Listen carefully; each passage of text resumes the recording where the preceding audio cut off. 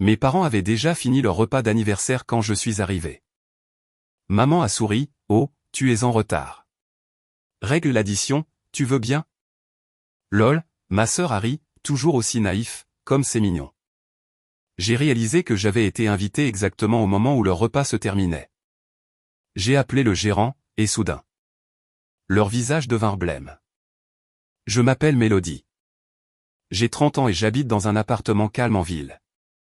Je suis entré dans le restaurant italien, un sac à dos serré dans la main. J'étais exactement à l'heure, mais le dîner était déjà terminé. La table était un chaos de verres à vin vidés de serviettes froissées. Mes parents étaient adossés à leur chaise, l'air rassasiés et heureux. Ma sœur, Tiffany, vérifiait son maquillage dans le reflet de son téléphone. Ils ne se sont pas levés pour m'accueillir. Ils ne m'ont pas demandé où j'étais passé. J'ai regardé le siège vide qu'ils m'avaient réservé. Il n'y avait pas de couvert. Il n'y avait pas de menu. Il n'y avait qu'une seule chose qui m'attendait sur la nappe blanche, l'addition.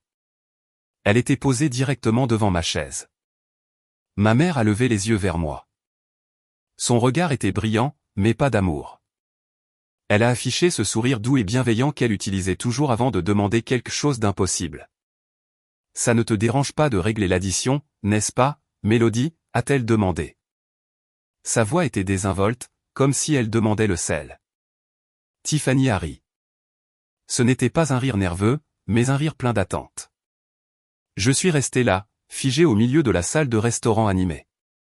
J'ai enfin vu la vérité en face. Je n'avais pas été invité pour célébrer leur mariage, j'avais simplement été invité pour le payer. Et dans ce moment de silence, en regardant leur visage satisfait, quelque chose en moi s'est finalement brisé. Mais avant que je ne vous raconte comment la situation s'est complètement retournée, aimez la vidéo, abonnez-vous et laissez un commentaire. D'où me regardez-vous? Je m'appelle Mélodie. J'ai 30 ans. J'ai toujours été la fille facile à vivre. Dans chaque famille, je pense que les rôles sont attribués avant même que l'on sache parler. Certains enfants sont les stars, d'autres sont les fauteurs de troubles, et d'autres encore, comme moi, font office de bruit de fond. J'étais l'enfant qui demandait peu d'entretien. C'était l'étiquette que ma mère me donnait en me tapotant la tête. Elle disait à ses amis, « Mélodie est tellement facile. Je n'ai jamais à me soucier d'elle. Elle se débrouille toute seule. » Cela ressemblait à un compliment quand j'avais 7 ans. C'était comme une réussite. J'ai appris très tôt que l'attention de mes parents était une ressource limitée, comme de l'eau en période de sécheresse, et ma sœur Tiffany buvait tout. Tiffany avait 2 ans de plus que moi. Elle était bruyante, exigeante et émotive. Si elle passait une mauvaise journée à l'école, toute la maison devait s'arrêter pour la consoler. Si elle voulait un jouet spécifique, mes parents parcouraient 3 magasins différents pour le trouver, juste pour qu'elle arrête de pleurer. J'ai appris à être tout le contraire. Si j'avais faim, je me faisais un sandwich. Si je m'écorchais le genou, je mettais un pansement. Si j'étais triste, j'allais dans ma chambre et je fixais le plafond jusqu'à ce que la sensation disparaisse. Je pensais bien agir. Je pensais aider. Je ne me rendais pas compte que je les habituais à m'ignorer. Ce schéma s'est consolidé à l'adolescence. Je me souviens clairement de mon 16e anniversaire. J'avais demandé un petit dîner, juste nous, peut-être dans une pizzeria. Mais 3 jours avant mon anniversaire, Tiffany a eu une rupture amoureuse. Son petit ami du lycée l'avait quittée. C'était dramatique. Elle hurlait, jetait des objets, s'enfermait dans la salle de bain. Mon anniversaire est arrivé et est passé. Personne ne l'a mentionné. Ma mère était trop occupée à appliquer des poches de glace sur les yeux gonflés de Tiffany.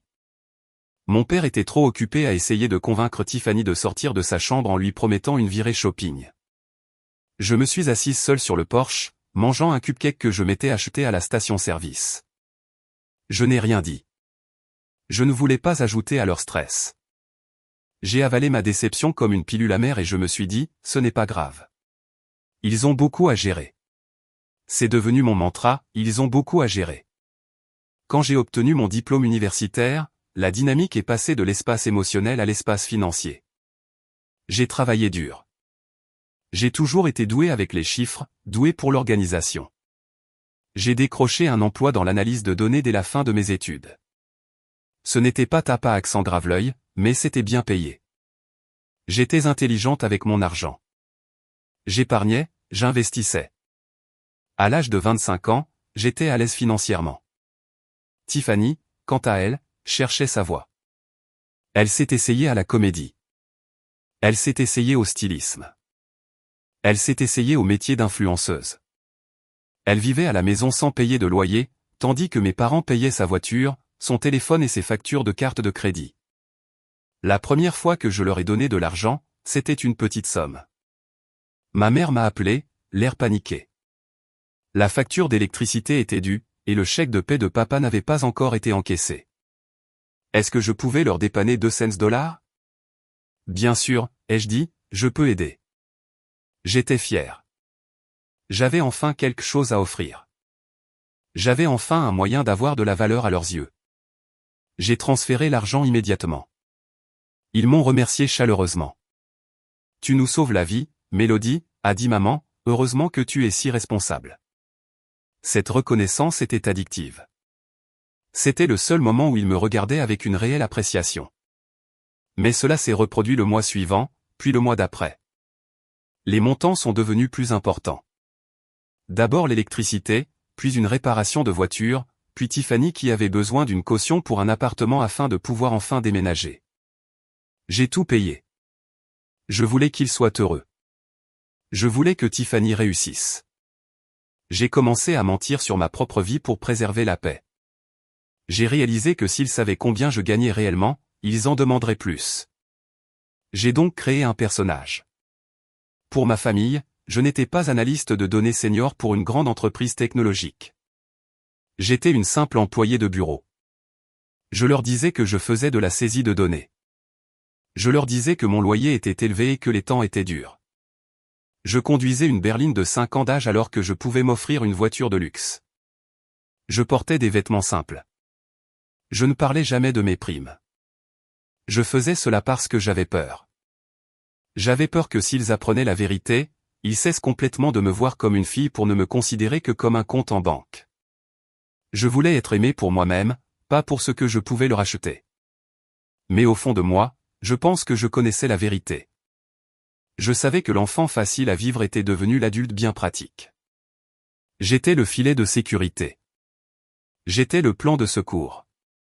Et tant que je gardais la bouche cousue et mon portefeuille ouvert, ils me laissaient m'asseoir à leur table. Au cours des 5 dernières années, les dîners de famille sont devenus un rituel, mais ce n'était pas le genre de dîner de famille chaleureux et animé que l'on voit dans les films. C'était des transactions. Le déroulement était toujours le même, d'une prévisibilité absolue. J'aurais pu en écrire le script. Cela commençait par un SMS, jamais un appel téléphonique, juste un message dans le groupe familial, généralement de ma mère, dîner de famille ce vendredi. On doit se rattraper. 19 h, puis elle transmettait l'adresse. Ce n'était jamais un endroit simple. Ce n'était jamais un repas partagé chez eux. C'était toujours un restaurant de grillades, un établissement de fruits de mer haut de gamme ou un bistrot français branché. Des endroits avec des nappes blanches et un service de voiturier. Des endroits où l'entrée coûtait 20 $. Ils ne me demandaient jamais si j'étais libre. Ils ne me demandaient jamais si j'en avais les moyens. Ils supposaient simplement que je serais là. Je ressentais un nœud d'angoisse à l'estomac dès que le SMS arrivait. J'ai essayé de dire non à quelques reprises au début. Je disais, je suis vraiment fatigué cette semaine, ou, j'ai beaucoup de travail. La réponse culpabilisante était immédiate, mais on ne te voit jamais, Mélodie. Ne sois pas comme ça. Tiffany vient. Elle veut vraiment voir sa sœur. C'est juste un dîner. Tu dois bien manger, non? Alors j'y allais. J'arrivais, généralement pile à l'heure. Ils étaient déjà installés. Ils commençaient souvent à commander des boissons avant mon arrivée. Des cocktails coûteux, des bouteilles de vin pour la table. Le moment de la commande était un supplice que j'ai appris à endurer en silence.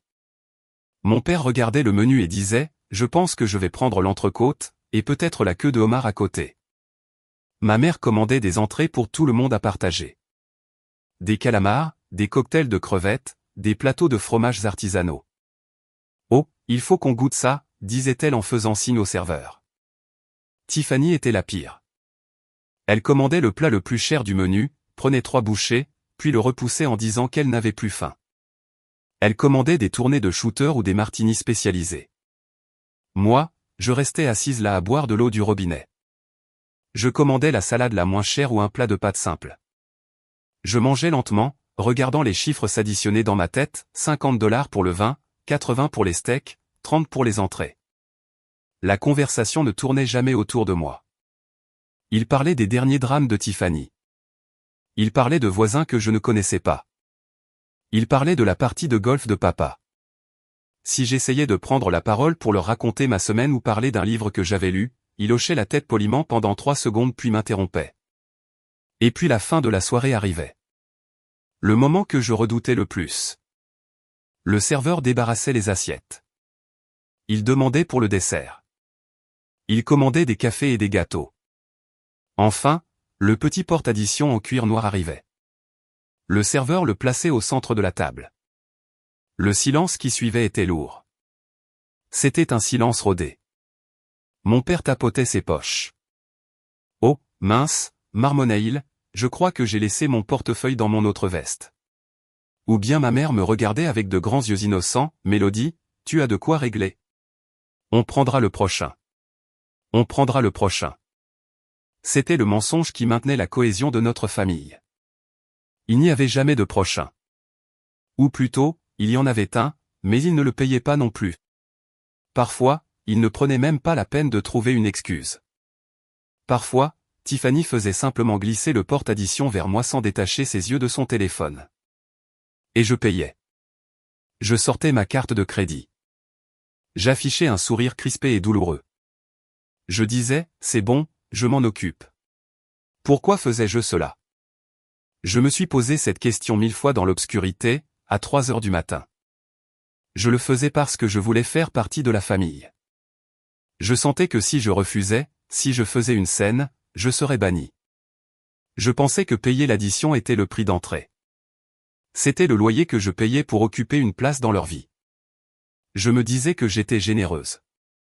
Je me disais que j'avais de la chance de pouvoir me le permettre. Je suis la plus forte, pensais-je, je suis celle qui subvient aux besoins. Mais ce n'était pas de la générosité. C'était de l'extorsion. Ils ne m'invitaient pas parce que je leur manquais. Ils m'invitaient parce qu'ils voulaient un repas de luxe et ne voulaient pas dépenser leur propre argent. J'étais un distributeur automatique avec un pot. Et le pire dans tout cela, c'est qu'ils ne me disaient même plus merci. C'était attendu. C'était mon devoir. Je me souviens d'un dîner spécifique il y a environ 6 mois. C'était pour l'anniversaire de mon père. J'ai payé près de 6 cents. Alors que nous marchions vers le parking, mon père a passé son bras autour des épaules de Tiffany. Super dîner, ma puce, lui a-t-il dit. Merci d'être venu. Il ne m'a pas regardé. Il ne m'a pas remercié pour le repas. Il a remercié Tiffany pour sa simple présence. J'ai conduit pour rentrer chez moi ce soir-là en pleurant si fort que j'ai dû me garer sur le bas-côté de l'autoroute. Je suis restée assise là, dans le noir, agrippée au volant, hurlant en silence. C'était la première fissure dans les fondations. C'était le moment où j'ai commencé à réaliser que peu importe combien je payais, je n'achèterais jamais leur respect. La soirée de leur 35e anniversaire de mariage était censée être différente. Je m'étais dit qu'elle devait l'être. C'était une étape importante, 35 ans. J'avais passé des semaines à réfléchir au cadeau. Je voulais leur offrir quelque chose de significatif, pas seulement de l'argent. J'avais trouvé une vieille boîte de photos dans leur grenier des mois auparavant et je les avais numérisées en secret. J'avais engagé un artiste numérique pour restaurer celles qui étaient abîmées. J'avais rassemblé le tout dans un magnifique livre photo relié en cuir. Cela racontait l'histoire de leur vie ensemble. C'était sentimental. C'était attentionné. J'étais impatiente de le leur offrir. Je pensais que peut-être cette fois, nous pourrions simplement discuter. Peut-être que cette fois, l'accent serait mis sur les souvenirs. Le dîner avait lieu chez la Veta, le restaurant italien le plus cher de la ville. Les réservations y étaient impossibles à obtenir, mais Tiffany avait insisté, alors bien sûr, ils y sont allés. Je venais du travail. J'avais eu une réunion qui s'était éternisée, mais je leur avais envoyé un message, j'ai 15 minutes de retard, vraiment désolé. S'il vous plaît, commandez les entrées sans moi. Je me suis dépêché de rentrer, j'ai mis une jolie robe, j'ai pris le lourd sac cadeau et j'ai traversé la ville en voiture. J'étais anxieuse. Je regardais ma montre à chaque feu rouge. Je détestais être en retard. Je savais qu'il me ferait des remarques. Quand je suis enfin arrivé, il était 19h45. La réservation était pour 19h. Je suis entré dans le restaurant. L'odeur d'huile de truffe et d'ail rôti m'a saisi. L'ambiance était tamisée, romantique, remplie de conversations douces et de bruits de couverts. J'ai balayé la salle du regard et je les ai trouvés à une table ronde près de la fenêtre du fond. Je me suis approché, un sourire plaqué sur le visage, prêt à m'excuser. « Bon anniversaire », ai-je dit, essoufflé. Je me suis arrêté. La table était débarrassée. Il n'y avait pas d'assiette de nourriture devant eux. Il n'y avait que des bols de dessert vides, récurés à la cuillère. Des tasses d'expresso vides, une bouteille de vin à moitié vide. Ils avaient déjà tout mangé. Ils n'avaient pas seulement commandé des entrées. Ils avaient commandé le dîner, l'avaient mangé, avaient commandé le dessert, l'avaient mangé, et avaient terminé le café en 45 minutes. Ils avaient dû dévorer le repas à toute vitesse. Ou peut-être avaient-ils commencé plus tôt qu'ils ne me l'avaient dit. Mon père a levé les yeux, le visage rougi par le vin. « Oh, regardez qui a décidé de se montrer », a-t-il dit. Son ton n'était pas colérique, il avait l'air blasé. « Je suis vraiment désolé », ai-je dit, serrant le sac cadeau plus fort. La circulation était terrible, et ma réunion. « Ce n'est pas grave, Mélodie », a dit ma mère. Elle a essuyé le coin de sa bouche avec une serviette. Nous mourions de faim, alors nous avons commencé sans toi. Ils ne m'ont pas demandé si j'avais faim. Ils ne m'ont pas proposé de menu. J'ai regardé la chaise vide. Il n'y avait pas de couvert, pas de verre d'eau, mais il y avait le porte-addition en cuir noir, la note. Elle était posée carrément sur le set de table, là où mon assiette aurait dû se trouver. C'était la seule chose qui m'accueillait à la table. Mon estomac s'est noué. L'humiliation m'a frappé comme une gifle. Ils n'avaient pas attendu 5 minutes pour moi. Ils ne m'avaient même pas gardé un graissin.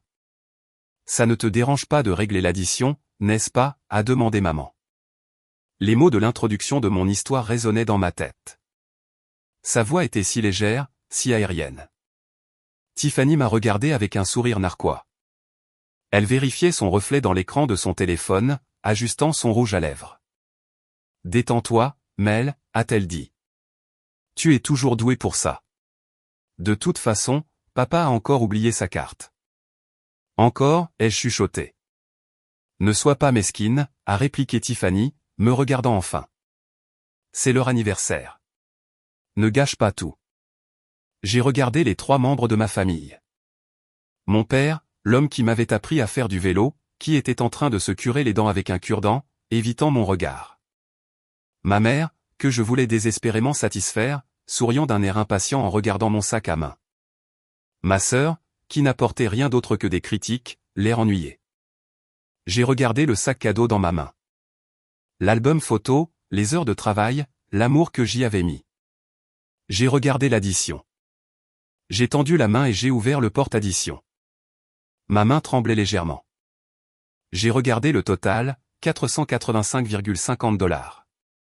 Ils avaient mangé pour près de 500 $ de nourriture sans moi, et ils s'attendaient à ce que je paie pour le privilège de m'asseoir à une table sale.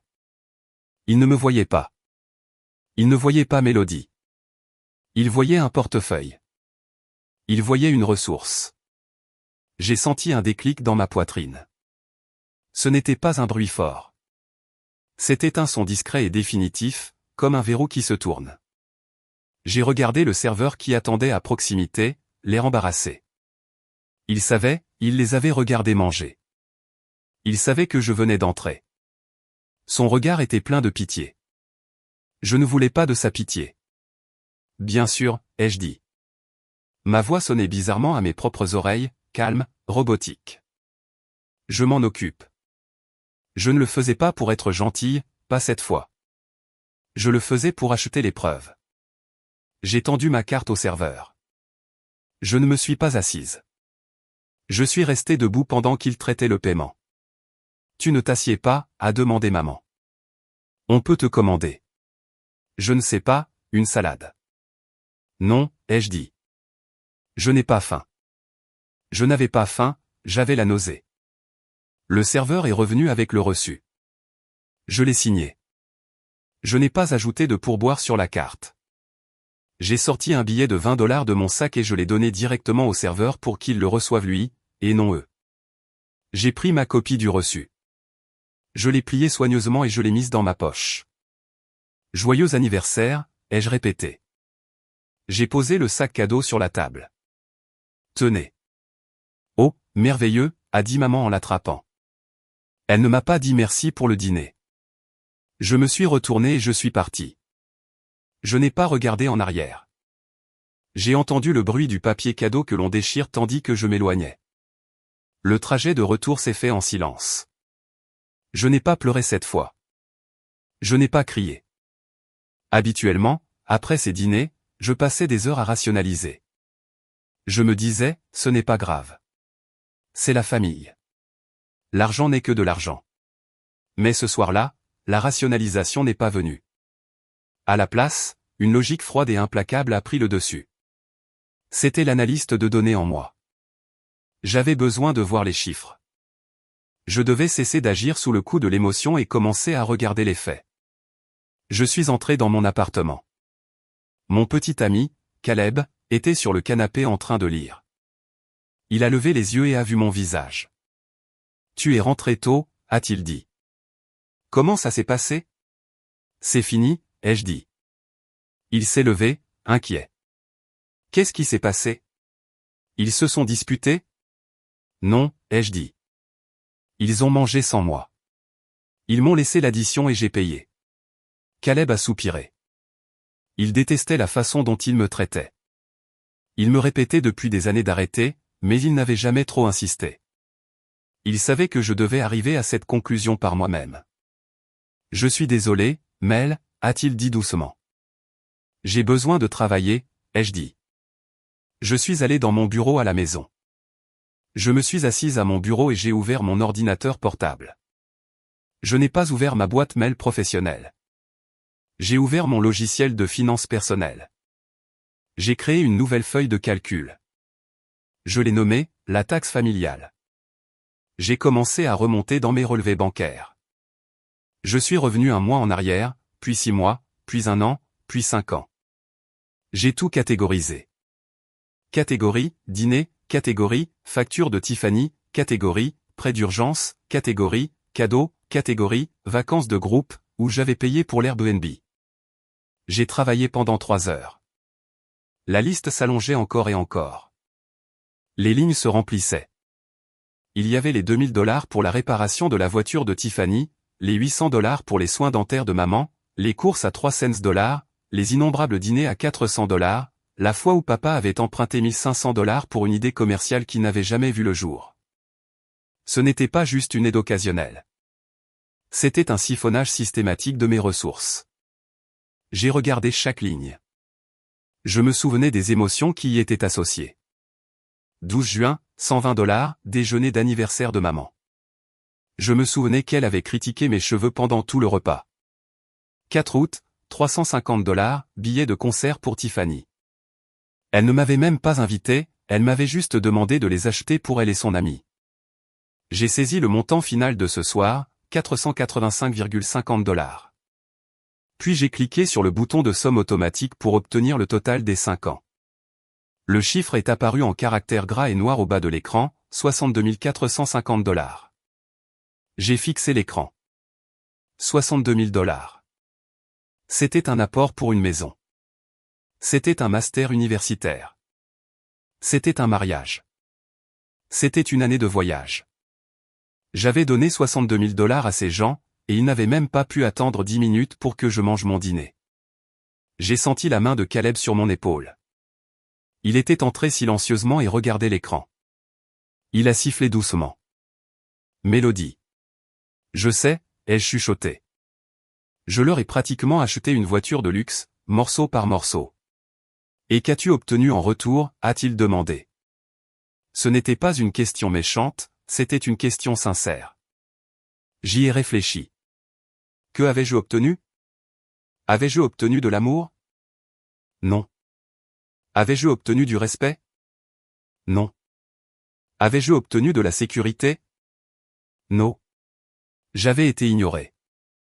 J'avais été utilisé. J'avais eu le privilège d'être le personnage d'arrière-plan dans leur vie tout en finançant leur spectacle. Caleb a approché une chaise et s'est assis à côté de moi. Il a pris ma main. Ses mains étaient chaudes. Tu veux que ça continue? A-t-il demandé. Regarde ce chiffre. Dans 5 ans, ce sera plus de 100 000 $. Est-ce là la vie que tu veux? J'ai regardé le chiffre. Puis j'ai regardé le reçu de ce soir que j'avais posé sur le bureau. Non, ai-je dit. J'ai secoué la tête et, pour la première fois, la culpabilité s'était envolée. La peur qu'il m'abandonne avait disparu, car j'avais réalisé qu'il n'était pas vraiment là pour moi de toute façon. On ne peut pas perdre ce que l'on n'a jamais eu.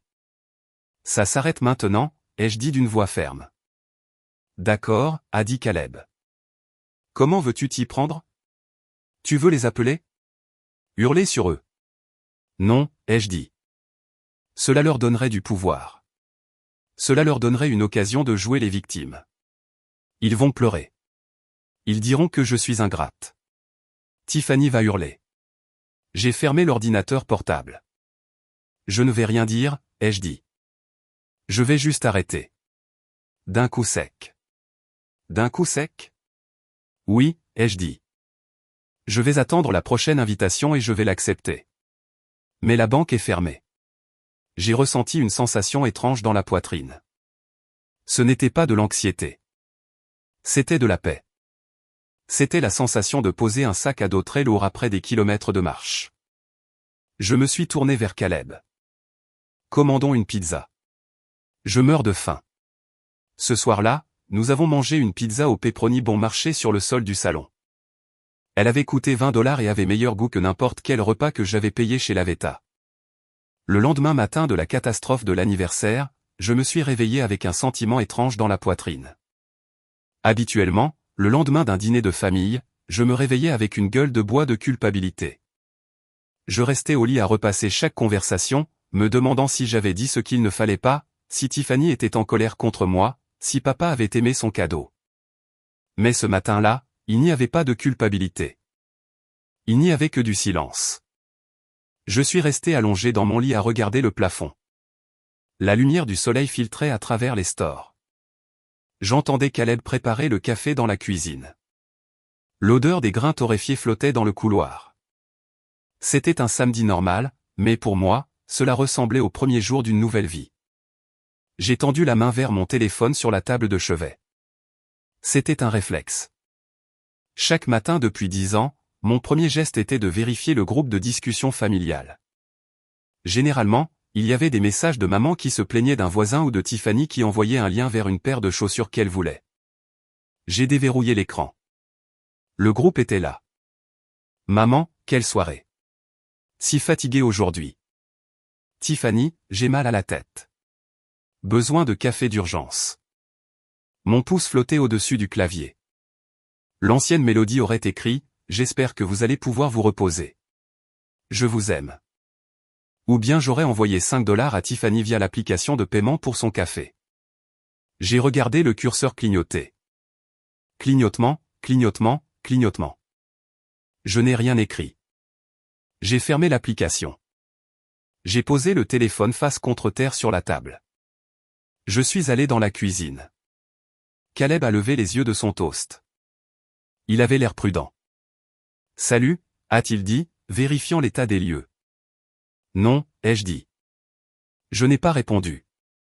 Caleb a haussé les sourcils. « Tu n'as pas répondu ?»« Non. » Je me suis versé une tasse de café. Ma main était stable. Les premiers jours ont été les plus difficiles. Ce n'était pas difficile parce qu'il me manquait. C'était difficile parce que j'étais dépendante de l'anxiété. Je n'arrêtais pas de vérifier mon téléphone, attendant qu'il remarque mon absence. Le lundi est arrivé. Maman, Mélodie, est-ce que tu peux regarder ce document d'assurance pour papa? Je ne comprends pas la franchise. J'ai vu le message pendant que j'étais au travail. Mon estomac s'est serré. C'était mon rôle. J'étais la traductrice des choses complexes.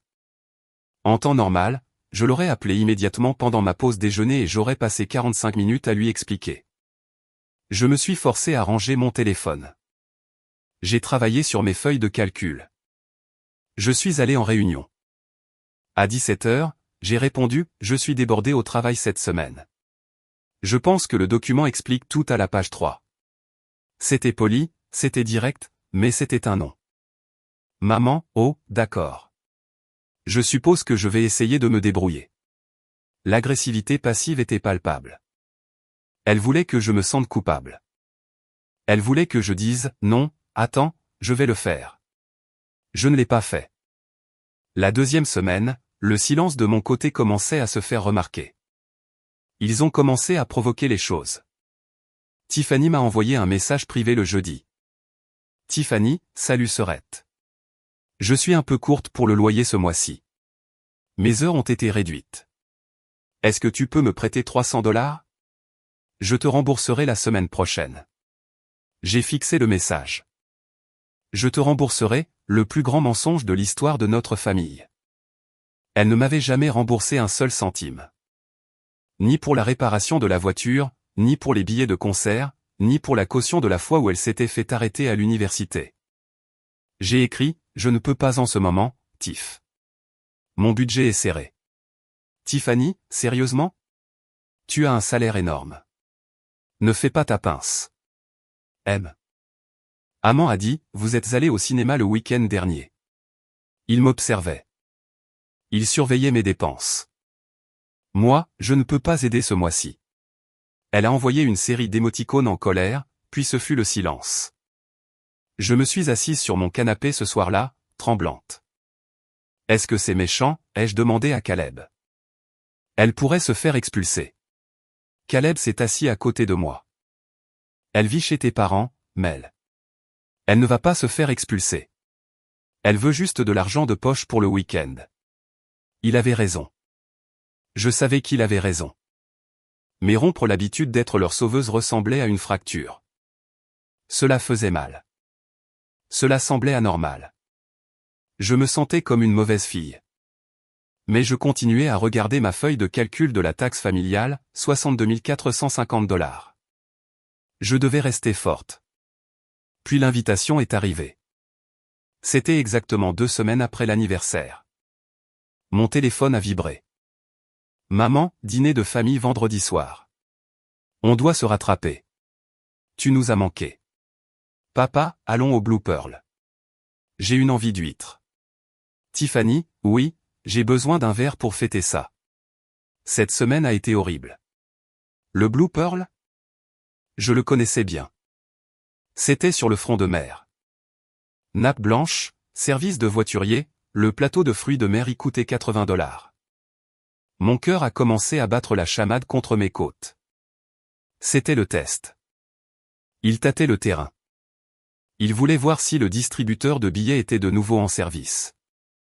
J'ai regardé Caleb. Ils veulent aller au Blue Pearl. Évidemment, a dit Caleb. Est-ce que tu y vas? J'ai pris une grande inspiration. Si je n'y allais pas, rien ne changerait. Ils penseraient simplement que j'étais occupé. Ils devaient le voir de leurs propres yeux. Ils devaient comprendre que la dynamique avait changé de façon permanente. J'y vais, ai-je dit. Mais j'ai besoin d'un plan. Je suis allé dans mon placard. Habituellement, pour les dîners de famille, je m'habillais de façon très simple. Je portais des gilets beiges, des chaussures plates, pas de maquillage. J'essayais de paraître discrète. J'essayais de me fondre dans le décor pour qu'ils ne s'en prennent pas à moi. Pas cette fois. J'ai sorti un blazer noir que je n'avais pas porté depuis des années. J'ai sorti mon jean ajusté foncé. J'ai trouvé mon rouge à lèvres rouge. J'ai répondu au message. Moi, j'y serai à 19 h. Pas d'émoticône, pas de point d'exclamation. Pendant les 2 jours suivants, j'ai répété la scène dans ma tête. J'ai visualisé l'arrivée de l'addition. J'ai visualisé le visage de mon père. J'ai répété mes répliques sous la douche. Je ne paierai pas, compte séparé, s'il vous plaît. Non, je devais être prête, car je savais au fond de moi qu'en faisant cela, je déclarais la guerre. Vendredi soir, l'air était frais et salé. J'ai garé ma voiture sur le parking du Blue Pearl. Le voiturier s'est approché. Le voiturier, bonsoir madame, c'est 20 $. Habituellement, je payais pour ma voiture, puis plus tard mon père me tendait ses clés et disait, prends la mienne aussi, ma puce. Ce soir-là, je me suis garé sur le parking gratuit à 2 pâtés de maison et j'ai marché. Je n'allais pas payer 20 $ pour le parking. J'ai marché vers le restaurant. Les fenêtres brillaient d'une lumière dorée et chaleureuse. Je pouvais voir les silhouettes des gens à l'intérieur, riant, trinquant, mangeant. Cela avait l'air si accueillant. Cela ressemblait à une scène de famille heureuse. Je savais ce qu'il en était réellement. Je suis entré. L'hôtesse m'a conduite à la table. C'était la meilleure table de l'établissement, juste à côté de la fenêtre donnant sur le port. Ma famille était déjà là, et ils avaient déjà commencé. C'était leur technique de domination. Ils ne m'attendaient jamais. Commencer sans moi était leur façon de dire, tu es un accessoire de cet événement, pas un personnage principal. Un énorme plateau de fruits de mer trônait au centre de la table. Il comportait 3 étages, des huîtres, des palourdes, des crevettes fraîches, des pinces de crabe. Il brillait sur un lit de glace pilée. Une bouteille de champagne coûteux, du Veuve Clicquot, était déjà ouverte et posée dans un seau en argent. Ah, la voilà, a crié mon père. Son visage était déjà rouge. Il tenait une pâte de crabe dans une main. On pensait que tu t'étais perdu. La circulation, ai-je dit simplement. Je ne me suis pas excusé. Je m'ai assise. La chaise était froide. Nous avons commandé quelques entrées, a dit ma mère en désignant le plateau d'un geste de la main. Serre-toi. Les crevettes sont à tomber par terre. Et nous avons commandé une autre bouteille, a dit Tiffany. Elle prenait une photo d'elle avec une huître. Elle ne m'a même pas regardé. J'en ai besoin.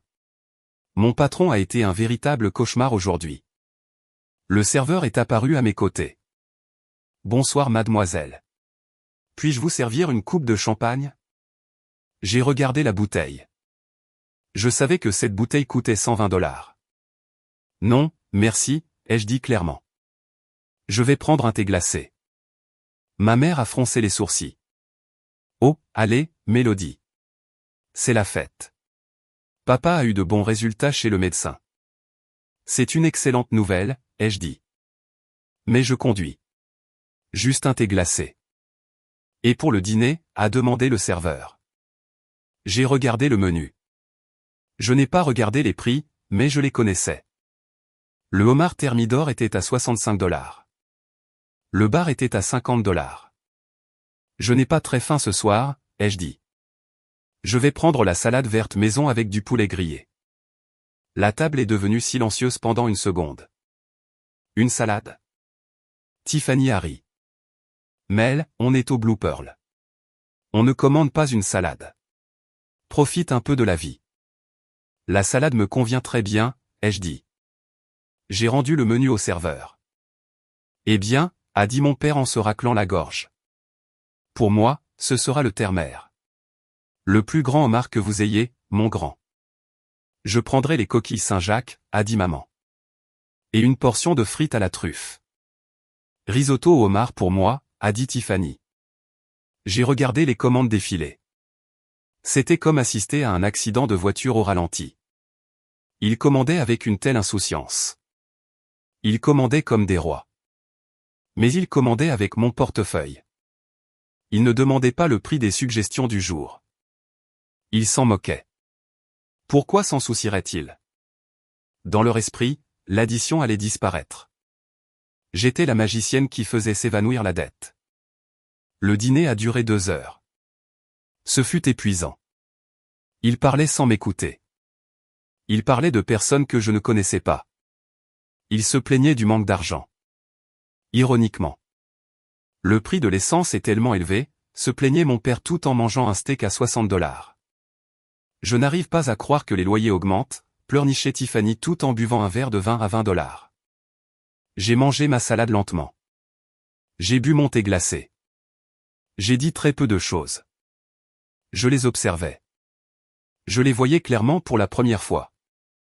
Ils n'étaient pas méchants. Ils étaient simplement gâtés. Et c'était moi qui les avais gâtés. Enfin, les assiettes ont été débarrassées. La table a été essuyée. Des desserts, a demandé le serveur.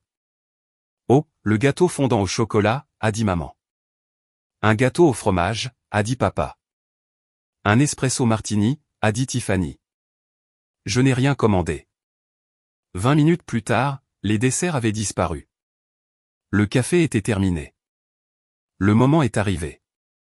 Le serveur s'est approché avec le porte-addition en cuir noir. Il l'a posé au centre de la table. L'air dans la pièce a semblé changer. Les rires se sont tus. Mon père a fait sa scène habituelle. Il a tapoté ses poches. Il a regardé le plafond. Waouh, je suis repu. Ma mère m'a regardé. Elle a affiché ce sourire doux et impatient. Mélodie, merci d'être venue. C'est tellement agréable d'avoir la famille réunie. Elle a poussé l'addition vers moi, juste d'un centimètre, mais le message était clair, c'est ton tour. Tiffany vérifiait son maquillage dans son poudrier. Elle n'était même pas inquiète. J'ai fixé le porte-addition noir. Je sentais mon cœur battre dans ma gorge. C'était le précipice du haut duquel je devais sauter. J'ai tendu la main et j'ai pris le dossier. Oh, merci, ma chérie, a dit maman en se détendant. Elle a commencé à rassembler son sac à main. La prochaine fois, on. J'ai ouvert le dossier. J'ai regardé la note. Total, 845,50 $. Je n'ai pas sorti ma carte de crédit. J'ai mis la main dans ma poche et j'ai sorti un billet de 20 $. J'ai également sorti un billet de 5 $. J'ai posé l'argent sur le reçu. Puis j'ai repoussé le porte-addition vers le centre de la table, vers mon père. Voici 25 $, ai-je dit. Ma voix était calme, mais elle semblait résonner fort dans le restaurant tranquille. Cela couvre ma salade, mon thé glacé et un pourboire généreux. J'ai croisé mes mains sur la table. Ma mère a cessé de bouger. Sa main s'est figée sur la bandoulière de son sac. Tiffany a refermé brusquement son poudrier. Mon père a regardé l'addition, puis moi. Quoi, a dit mon père. Il a ri nerveusement. Qu'est-ce que c'est que ça? C'est mon paiement, ai-je dit, pour ce que j'ai mangé. Mélodie, arrête de plaisanter, a dit maman. Sa voix est descendue d'un ton pour devenir un murmure. Les gens nous regardent. Je ne plaisante pas, ai-je dit. Je ne paie pas pour le homard. Je ne paie pas pour le champagne. Je ne l'ai pas commandé. Je ne l'ai pas mangé. Mais, a bafouillé maman. Mais nous n'avions pas prévu cela. Je sais, ai-je dit. Vous aviez prévu que ce soit moi qui le fasse. Je me suis levé. J'ai vu le serveur qui observait depuis l'office. Je lui ai fait signe d'approcher. Excusez-moi, ai-je dit. Le serveur s'est dépêché d'arriver. Oui, madame. Je veux juste être clair, ai-je dit d'une voix assez forte pour être entendu à la table. J'ai payé ma part en espèces. Je ne suis pas responsable du reste de cette addition. S'il vous plaît, ne débitez aucune carte que vous pourriez avoir enregistrée à mon nom. Bien sûr que non, madame, a dit le serveur. Il a regardé mes parents. Comment allez-vous régler le solde? J'ai regardé ma famille. L'expression sur leur visage n'était pas de la tristesse. C'était de la stupéfaction. C'était l'expression d'un roi à qui l'on venait d'apprendre que sa couronne était en papier. Le silence à la table 14 était absolu. Mon père a regardé le serveur, puis l'addition, puis moi. Son visage a pris une teinte rouge alarmante. Mélodie, a-t-il sifflé. Assieds-toi immédiatement. Non, ai-je dit. Je me tenais derrière ma chaise, l'utilisant comme un bouclier. Tu ne peux pas faire ça, a dit Tiffany. Sa voix montait, devenant aiguë. Tu ne peux pas nous inviter et ensuite nous laisser l'addition. Je ne vous ai pas invité, ai-je dit calmement. Maman a envoyé le message. Papa a choisi le restaurant. Tu as commandé le champagne. Je n'ai fait qu'assister au repas. C'est 800 $, a crié mon père. Un couple à la table voisine s'est retourné pour regarder. Ma mère s'est enfoncée dans son siège, remontant son écharpe autour du cou. Elle détestait faire une scène plus que tout. Baisse d'un ton, Franck, a-t-elle chuchoté. Je n'ai pas 800 $, a dit mon père, l'ignorant. Il a pointé un doigt tremblant vers moi. Tu sais que les temps sont durs en ce moment. Tu sais que j'attends ce chèque de commission. Je sais, ai-je dit. Alors pourquoi as-tu commandé le terre-mer?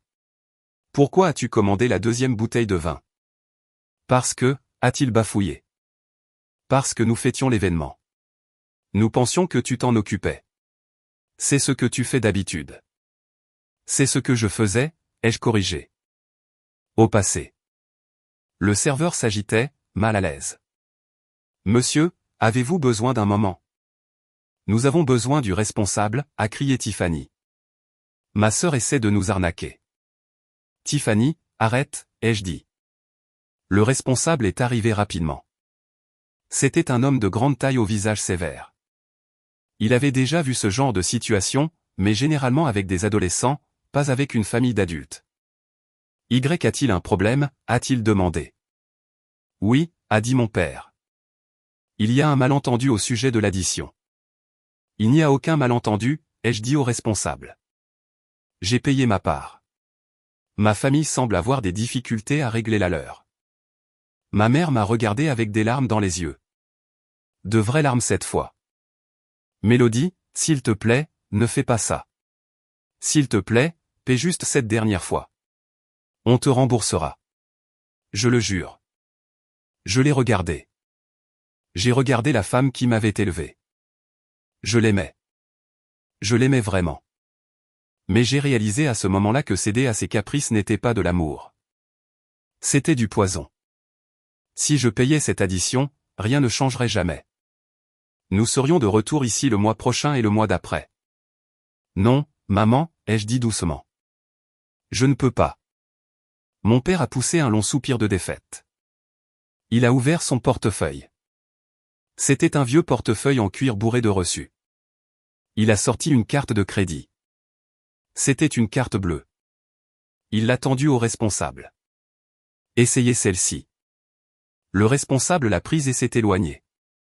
Les minutes qui ont suivi ont été atroces. Tiffany envoyait des messages frénétiquement. Maman regardait par la fenêtre, refusant de me regarder. Papa s'essuyait le front avec une serviette. Je ne suis pas parti. Je suis resté. J'avais besoin de voir cela jusqu'au bout. Le responsable est revenu. Il a tendu la carte à mon père du bout des doigts. Je suis désolé, monsieur. La carte a été refusée. Mon père a fermé les yeux. Il avait l'air insignifiant. Il avait l'air vieux. Refusé, a-t-il chuchoté. C'est impossible. Et c'est la visa, a dit maman en cherchant dans son sac. Celle qu'on garde pour les urgences. Ce n'est pas une urgence, Hélène, a répliqué mon père sèchement. C'est un dîner. Donne-la lui, c'est tout. Elle a tendu la deuxième carte au responsable. Il s'est de nouveau éloigné. Tiffany m'a regardé. Ses yeux étaient remplis d'une haine pure. J'espère que tu es contente. Tu humilies papa. Tu es un monstre. Ce n'est pas moi qui ai commandé les huîtres, Tiffany, ai-je dit. Tu as 32 ans. Peut-être devrais-tu avoir une carte de crédit qui fonctionne. Elle a eu un hoquet de surprise. Le responsable est revenu. Celle-ci est acceptée, a-t-il dit. Un soulagement s'est installé à la table, mais c'était un soulagement glacial. C'était le soulagement d'avoir survécu à un accident de voiture, pas de l'avoir évité. Mon père a signé le reçu. Sa main tremblait. Il n'a pas laissé de pourboire. On s'en va, a dit mon père en se levant brusquement. Il ne m'a pas regardé. Ne nous suis pas, je ne vous suivrai pas, ai-je dit. Ils sont sortis du restaurant en traînant les pieds. Ma mère avait l'air fragile. Tiffany avait l'air furieuse. Mon père avait l'air brisé. Je les ai regardés partir. Je les ai vus se disputer avec le voiturier au sujet des 20 $. J'ai vu mon père donner un coup de pied dans le pneu de sa voiture. Je suis resté là, seul au milieu du restaurant. J'ai ressenti une vague de nausée, puis elle est passée. Et à sa place est venu un sentiment auquel je ne m'attendais pas, de la force. Je l'avais fait. La pire chose imaginable, dire non à ma famille, venait de se produire. Le ciel ne m'était pas tombé sur la tête. Le monde ne s'était pas effondré. Ils avaient payé leur propre addition. J'ai pris mon sac. Je me suis approché du responsable. Je suis désolé pour la scène, ai-je dit. Ça arrive, a-t-il répondu en m'adressant un regard complice. La famille, c'est compliqué. Oui, ai-je dit, mais ça vient de devenir beaucoup plus simple. Je suis sorti dans l'air de la nuit. J'ai marché les 2 pâtés de maison jusqu'à ma voiture. Je suis monté à bord, j'ai verrouillé les portes et j'ai poussé un grand cri de soulagement. Puis j'ai démarré le moteur et je suis rentré chez moi. Je m'attendais à ce que le silence se brise, et c'est ce qui s'est produit, avec la force d'un coup de massue. Au moment où je suis rentré chez moi, j'avais 12 appels manqués. 7 de maman, 3 de papa, 2 de Tiffany. Je suis entré dans mon appartement. Caleb m'attendait sur le canapé. Il avait un verre de vin prêt. « Tu es en vie ?» a-t-il dit. Je l'ai fait, ai-je dit en posant mes clés sur la table. Ils ont payé. Papa a dû utiliser la carte d'urgence. Waouh, a dit Caleb. Comment c'était? Horrible, ai-je admis, et incroyable à la fois. Je lui ai montré mon téléphone. Les messages affluaient. Tiffany, tu es morte pour moi. Tu as idée de la honte que j'ai eue? Le responsable nous regardait comme si nous étions des déchets. Maman, je ne sais plus qui tu es. La Mélodie que j'ai élevée était gentille. Elle était généreuse. Tu es devenue froide. L'argent t'a changé. J'ai ri à ce dernier message. Ce n'était pas l'argent qui m'avait changé, c'était leur besoin de mon argent qui m'avait changé. Je n'ai répondu à aucun d'eux. J'ai fixé une limite dans mon esprit. Je ne tolérerai pas la maltraitance. Les semaines suivantes ont été une révélation. Sans mon soutien financier, la réalité de leur vie s'est abattue sur eux. J'ai appris par ma tante Sarah que mon père avait essayé de rapporter le barbecue de luxe qu'il avait acheté le mois dernier, mais qu'il n'avait pas retrouvé le reçu. J'ai vu sur Facebook que Tiffany vendait ses sacs à main de marque. Tri de placard, contactez-moi par message privé pour les prix, sa légende trahissait le désespoir. Ils ont essayé de me faire culpabiliser. Ma mère m'a appelé une semaine plus tard. Sa voix était faible, tremblante. Mélodie, ton père est tellement stressé. Sa tension artérielle est au plus haut. Il s'inquiète pour la facture de carte de crédit. Si tu pouvais juste nous aider pour la moitié, juste cette fois. C'était un piège. Je le savais. Si je payais la moitié, j'admettais que j'avais tort. J'admettais que j'étais responsable. Je ne peux pas, maman, ai-je dit. J'ai mes propres factures. Papa doit mieux gérer son budget. Peut-être devrait-il vendre le bateau qu'il n'utilise jamais. Comment peux-tu être si insensible, a-t-elle pleuré. Ce n'est pas de l'insensibilité, ai-je dit. Ce sont des mathématiques. J'ai raccroché. Les conséquences ont continué à se faire sentir. Tiffany a arrêté de publier des photos de brunch. Elle a arrêté de publier des photos de virée shopping. Ses réseaux sociaux sont devenus silencieux. Mes parents ont cessé d'organiser leurs somptueuses fêtes mensuelles pour les voisins. C'était étrange à observer. C'était comme regarder un royaume s'effondrer parce que le trésor public avait été verrouillé. Mais au milieu de leur chaos, ma vie a commencé à s'épanouir. J'ai regardé mon compte bancaire à la fin du mois. Habituellement, après la taxe familiale, il me restait environ $200 d'épargne. Ce mois-ci, il me restait $2400. $2400. J'ai fixé le chiffre.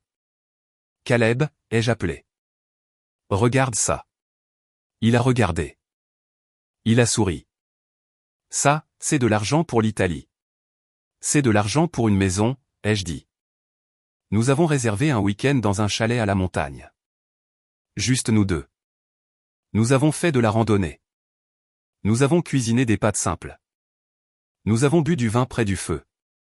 Je n'ai pas vérifié mon téléphone pendant 3 jours. J'ai réalisé que depuis 10 ans, je portais un sac à dos rempli de pierres. J'avais gravi une montagne en portant ma famille sur mon dos. Et maintenant que je les avais posés, j'avais l'impression de pouvoir voler. Mais il y avait de la tristesse aussi.